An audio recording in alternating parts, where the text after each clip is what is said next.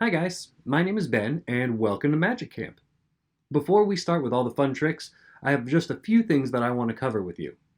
First of all the tricks that you're going to see in this video can be done with household items. You don't have to go look for any specialty magic items, it's all stuff that you can find around the house, which is pretty great.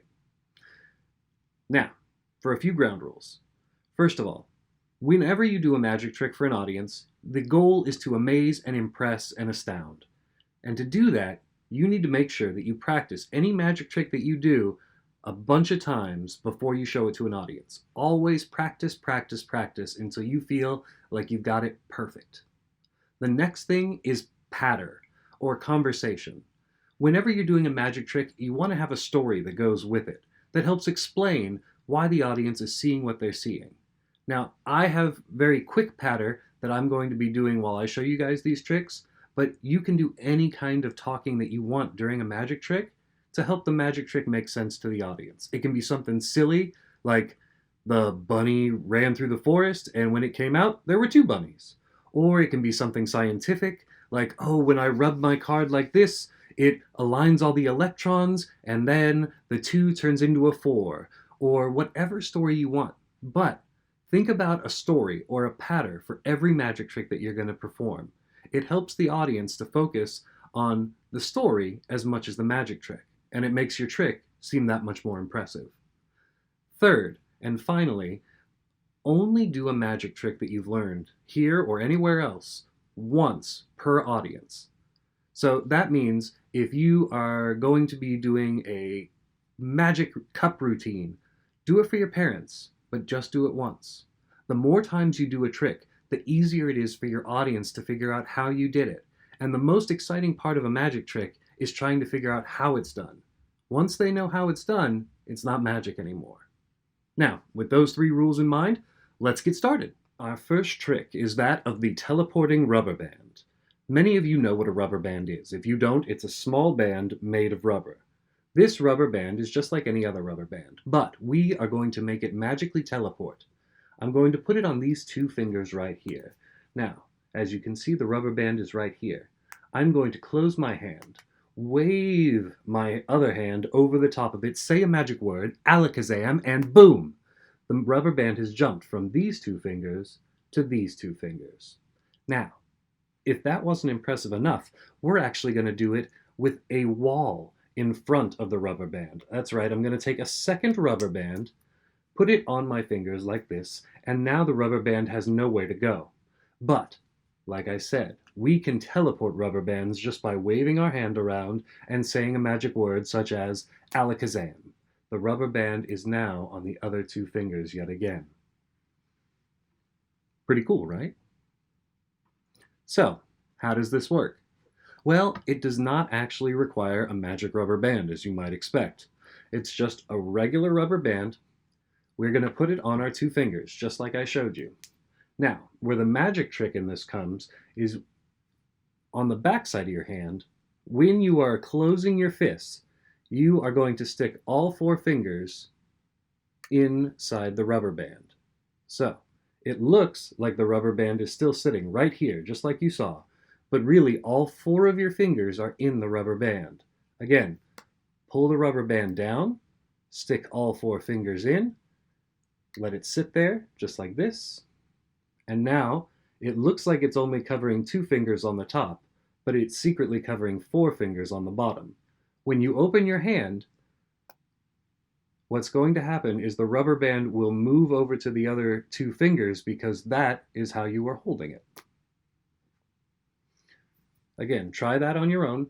Put the rubber band, pull it down, stick all of your fingers inside, and release. Now, when you put the wall on, that's just another rubber band.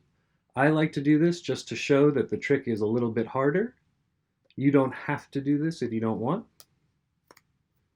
Now, once you've got the wall in place, you do the exact same thing. Pull the first rubber band down, put your 4 fingers inside, and open your hand. That will move the rubber band from the one side to the other, just like that. And that is how you perform the magical teleporting rubber bands. Our next trick is a classic, and it's called the cups and balls trick. And the reason it's called that is because this trick involves cups and balls. As you can see right in front of me here, we have 1, 2, 3 cotton balls. We also have 3 cups. 1 cup, excuse me, 2 cups, 3 cups. Now, we've got these 3 cups. I'm going to take one of these cotton balls. And what you might not know about cotton balls is that cotton balls are very mischievous. For example, I can put this one cotton ball right here. I can cover it with a few cups, and that cotton ball is going to get up to no good.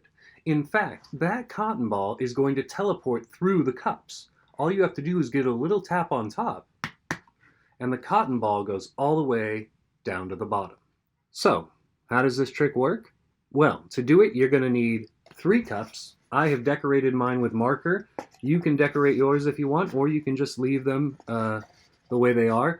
I use styrofoam cups because that was what I had. You can use plastic cups. As long as they are not see-through, you are good to go. You will need 3 cups for this trick. You will also need 1, 2, 3, 4 cotton balls. That's right. The way this trick works is by having an extra cotton ball that the audience knows nothing about. Now, the way that you'll set this trick up is by taking that 4th cotton ball, putting it inside one of the cups, and covering it with the other 2 cups before anyone sees your trick. When you start, you'll show the audience the 3 cotton balls. You'll lay down the 3 cups behind the cotton balls. Now, you can even show the inside of a cup. You can show the inside of 2 cups if you want. But that 3rd cup has that secret cotton ball. When you put this last cup down, you want to make sure that you do it fast. If you do it slow, the cotton ball comes out. So you want to make sure you put that 3rd cup down nice and fast. Now, when you are starting, you're going to put 1 cotton ball on top of the center cup, cover it with the 2 other cups, and you're going to tap. You're going to tell the audience that the cotton ball is moving through. The cotton ball did not move through. What they are seeing is the hidden cotton ball that you had hiding in that center cup. Now, you've got a new cotton ball hiding right there, and your first cotton ball that you can continue the trick with. All right, folks. Now we are going to learn one of my favorite card tricks. It's called 4 of a kind. Now, what I want you to do at home while you're watching this video is I want you to think real hard about one of the types of cards in a deck of cards. 2, 3, 4, 5, 6, 7, 8, 9, 10, Jack, Queen, King, Ace. Think real hard about it. I am going to read your mind. I'm going to read everybody's mind who's watching this video, and the card, as I read your mind, it seems like most people are thinking about the ace. That's a good card. I like the ace. So we're going to move forward with the ace in this particular case. Now I'm going to lay my cards right down here. 1, 2, 3, 4. I've got 4 piles. Now, since we've chosen the ace, I'm going to think real hard about the ace before I move forward. Ace. There's 2 red aces and 2 black aces in the deck. I'm going to remember that, because remember, this trick is 4 of a kind. I'm going to take this first pile. I'm going to snap. I'm going to say ace. I'm going to put 1, 2, 3 cards from this pile under it. And then I'm going to put 1, 2, 3 cards on top. I'm going to do this again with the second pile. Ace. 1, 2, 3. 1, 2, 3. I'm going to do it again with the third pile. Ace. 1, 2, 3. 1, 2, 3. And I'm going to do it again with the last pile. Oh, sorry. I'm losing cards all over the place. My goodness. I'm going to do that one more time with the last pile. Ace. 1, 2, 3. 1, 2, 3. Now, I have said ace for every pile, and I'm going to make sure that I do it one more time. I'm going to say ace, ace, ace, ace. And now, let's see what we have done. Ace, ace, ace, ace. Four of a kind. That's right. All you need is a little bit of magic, and you'll get four of a kind every time. So, how does this trick work? Well, to do this trick, you will just need an ordinary deck of cards. You do not need a specialty deck. Any regular kind of deck of cards, as long as you have four of the same type of card in there, will work. Now, I always like to add the part at the beginning about think of the card that you want to use, but really, I'm going to pick ace no matter what. Since you're at home and you can't tell me that you thought of another card, I'm just going to assume I was right in assuming you picked an ace. But really, I was controlling that the whole time. So, I pick ace beforehand, and before I ever start this trick, I take my four aces, I find them in the deck, and I put them on the very top. So my four aces are sitting at the very top before I ever begin.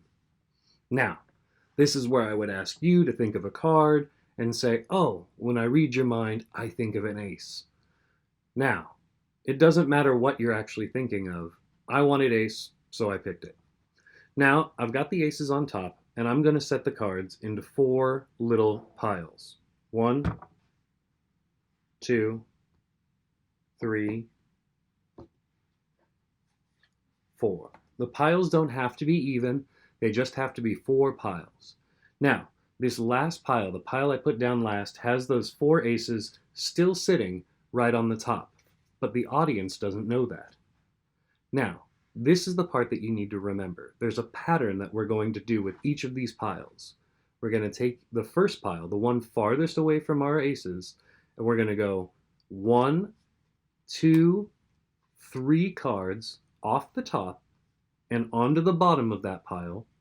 Then we take the next 3 cards and put 1 on each of the other 3 piles. So we went 1, 2, 3 onto the bottom, and then 1, 2, 3. Now we put this packet of cards down, and there's 1 card now covering our 4 aces.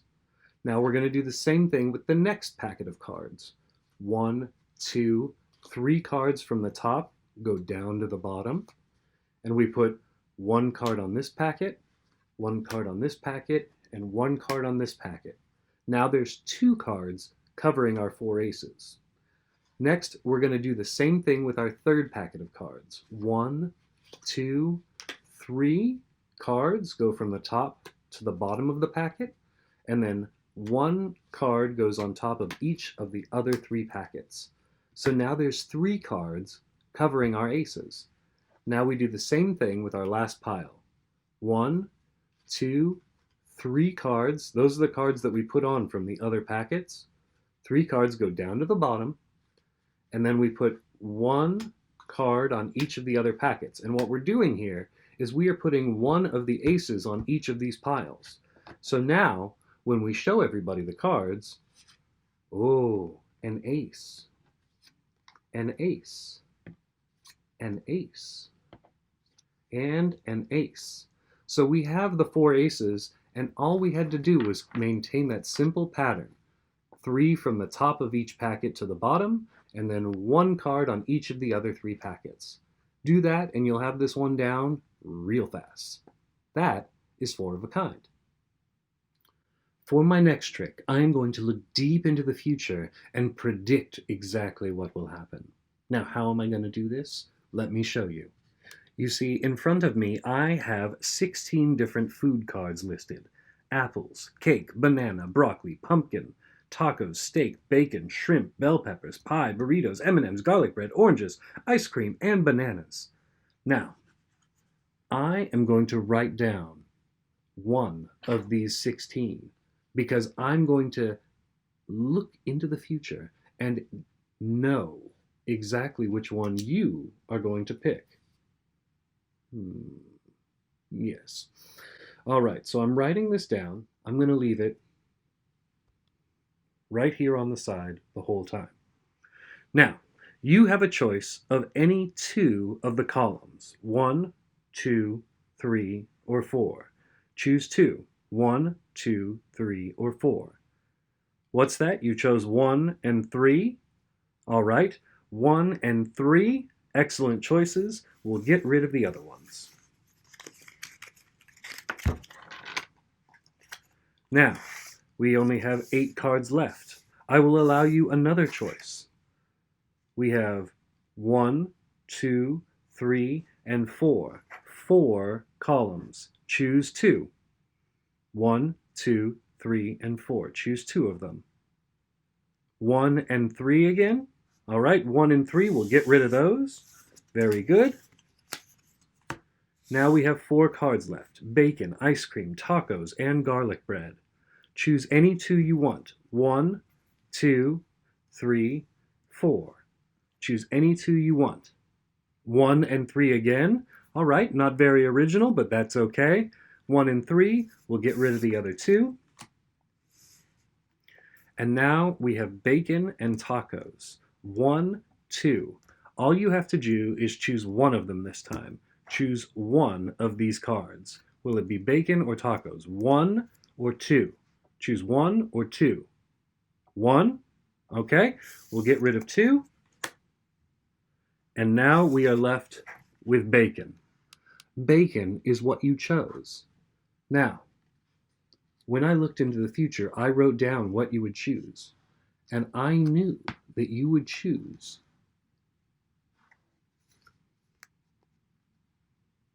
bacon. That's right. I knew because I looked into the future and had the answer already. So, how does this trick work? Obviously, I am not looking into the future to figure out exactly what you're picking. This is called forcing a choice. Now, when I force a choice, the first thing I'm going to do is figure out which choice I want you to make. In this case, it's by writing down one of the cards that I already have listed. Now, I have these 16 cards that I made. You're going to want to make 16 cards of your own. I have 16 foods that I like listed, but you can do anything that you want for your cards. They can be your 16 favorite Pokemon. They can be your 16 favorite movies. They can be 16 foods you don't like. They can be 16 of anything. But I've found that 16 cards is really nice because it gives you an even number of both rows and columns to choose from. So go ahead and make your cards. That might take a little bit of time, but you can do it with just one piece of paper and some markers. So once you've got your cards, then you're going to make an extra square, a blank square, like this, nothing on it, and you're going to write one of the answers, one of your cards, down on that. See, I've got bacon already listed down here, so I'm going to write bacon here. Now, once I've chosen what I want the answer to be, now it's just a matter of getting you, the audience, to choose the same answer. Now, the way this works, again, like I said, is forcing a choice. When I go through and say I've got 4 columns, 1, 2, 3, 4, I'm going to let you choose 2, like I said. Now, if you choose 1 and 2, bacon, the card that I want you to pick, is in 1 and 2. So I'll get rid of 3 and 4. But if you choose 3 and 4, I'll still keep 1 and 2 and get rid of 3 and 4. The key to this is not to say, choose which ones you want to get rid of and which ones you want to keep. Just say pick 2, 1, 2, 3, or 4. If you say pick 2 to get rid of, then you have to get rid of those 2. But if you just say pick 2, you can decide, am I getting rid of 1 and 2, or am I getting rid of 3 and 4? So again, let's look at this. If bacon's right here and I want to keep bacon in row 1, 1, 2, 3, 4. Let your audience pick. They pick 1 and 2. Bacon is in 1 and 2, so we keep those and get rid of 3 and 4. Now we've got 8 left, and we're going to do the same process again, this time with columns. 1, 2, 3, 4. Bacon is in column 1.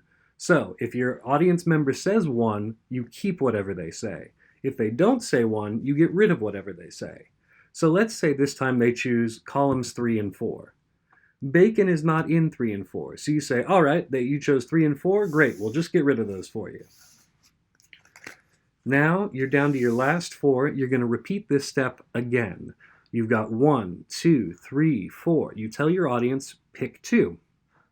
Let's say they pick 2 and 4. Bacon is not in 2 or 4, so you get rid of what they selected.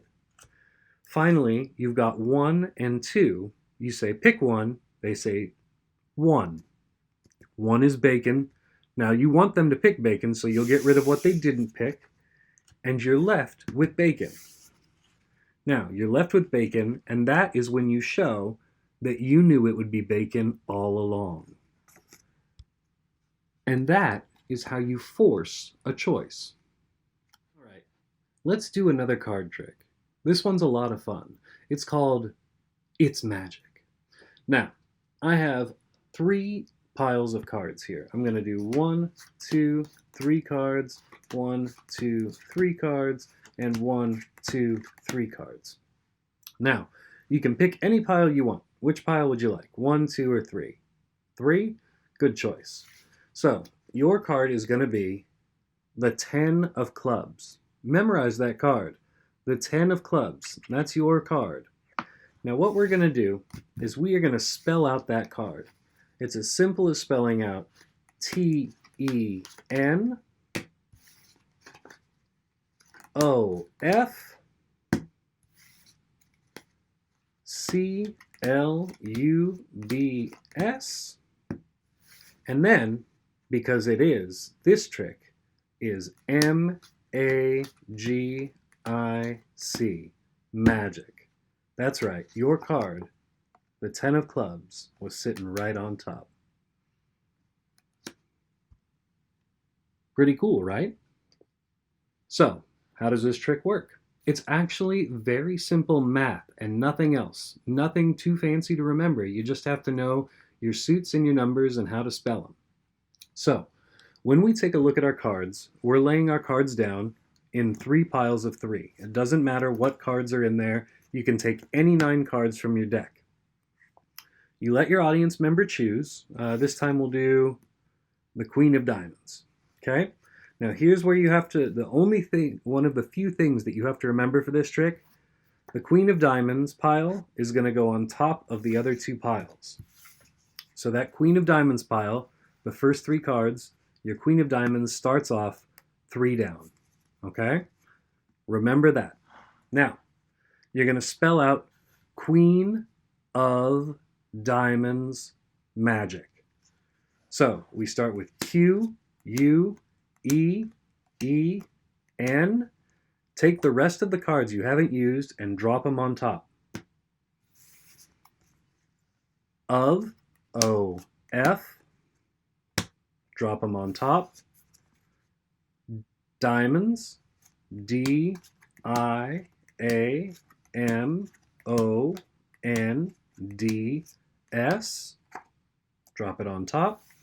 And the last word, M, A, G, I, and the C in magic will always be the card that was chosen. M-A-G-I, and the card is the C is the card that was chosen. Now this is working just on basic mathematics. We're moving the card around a certain amount of times, so all you have to do is make sure that you remember the card and the suit and spell it out, and that's it. Easy, quick, simple, but it looks terrific, and your audience will love it. One of my favorite card tricks to do. Enjoy. Okay guys, for the last trick, I want to tell you about the time that I was able to cut one hole in a piece of paper and walk right through it. Now, what happened was my friend was talking to me and said, somebody said on the news that they could walk through a hole in a piece of paper, and that's impossible. And I said, no, it's not impossible. I could do it right now. And they said, no, you can't do that right now. And I said, I know magic. I can do it right now. Just get me a piece of paper. So my friend gave me a piece of paper and a pair of scissors. And what I did was I cut a hole in a piece of paper that allowed me to walk right through it. Now, just to save ourselves a little bit of time, I'm going to cut things real quickly here. And while I'm cutting, I want to tell you, when I told my friend that I could do it, he didn't believe me at all. But when I showed him that I could walk through paper, he was amazed. He was like, "Oh, no!" But it's true, I did. And so I was able to walk through a piece of paper with just cutting a hole in it. So what I have is my piece of paper, and I have cut one hole inside the piece of paper that I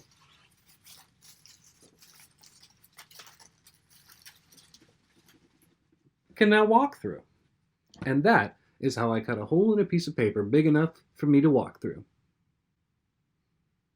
So, how did I do it? Well, it's actually very simple. All you need, like I said, is a piece of paper and a pair of scissors. Now, what you're going to do is you're going to fold your piece of paper hot dog style. For those of you not familiar with that term, hot dog style means you're going to fold it long ways, not short ways. Okay? So we're going to fold our piece of paper hot dog style. Now, what you want is the open mouth piece side of the paper facing you to start. Okay? So the open mouth is facing you, and you are going to cut maybe 8 cuts along the mouth piece side of the paper here, all the way down the paper, but not quite to the end.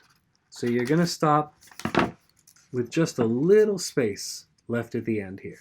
Okay, and you're going to do that for each of the cuts. 2, again, not all the way down to the end.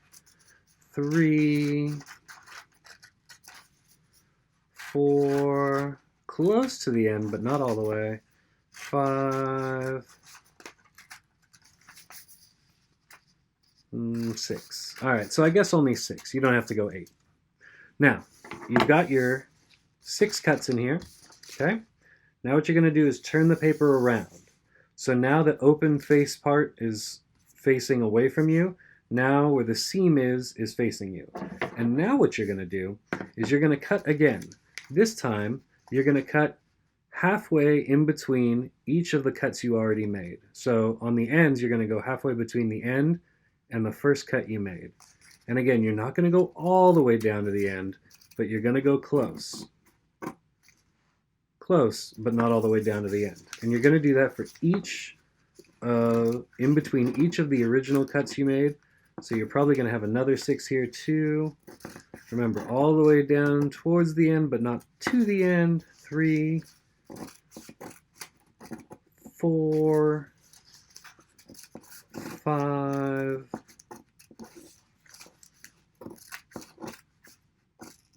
6. Okay. So now we've cut this way, we've cut this way, and the last thing that we're going to do is we're going to cut where the seam attaches the piece of paper. Now, an important note, do not cut the seams on the ends. Where the ends are, don't cut these. These need to stay intact. But if it's not the end, you're going to go ahead and you're going to cut the seam like that. I'll do it this way just in case you're not sure what I'm doing here. You go ahead and put the scissors in the seam of paper here and cut. You're going to do that for each one except for the ends.